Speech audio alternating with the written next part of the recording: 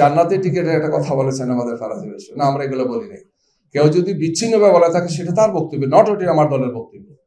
কিন্তু এইটা ঠিক, একটা দল, বড় দলের নেতা দেশে এসে বলেছেন যে কোরআন সুন্নাহ অনুযায়ী, মদিনা সনদ অনুযায়ী দেশ চলবে। যাদের আদর্শই হচ্ছে সেকুলার, বৎসরে কোনোদিন তার এগুলো বলেন না, নির্বাচন আসলে কিন্তু এগুলো বলেন।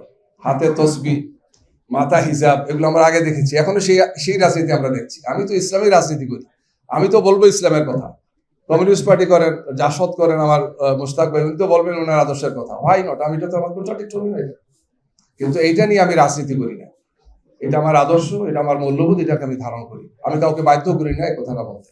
এবং এই সমস্ত আমাদের যারা দুই একজন বলেছেন, আমি ফ্র্যাঙ্কলি বলি, আমি আমাদের মিডিয়া বিভাগের দায়িত্বে আসার পর থেকে এগুলা স্ট্রংলি আমরা সাথে সাথে বলেছি, এটা আমার দলের বক্তব্য নয়, আমার দল এটাকে অন করে না। এটা যিনি ব্যক্তিগতভাবে বলেছেন, আমাকে সাংবাদিকরা প্রশ্ন করেছেন যে আপনারা অমুক নেতা অমুক জায়গায় বলেছেন, তমুক জায়গায় বলেছেন, যে এটা কোনো আমাদের দলের বক্তব্য নয়, দলের বক্তব্য হচ্ছে এইটা।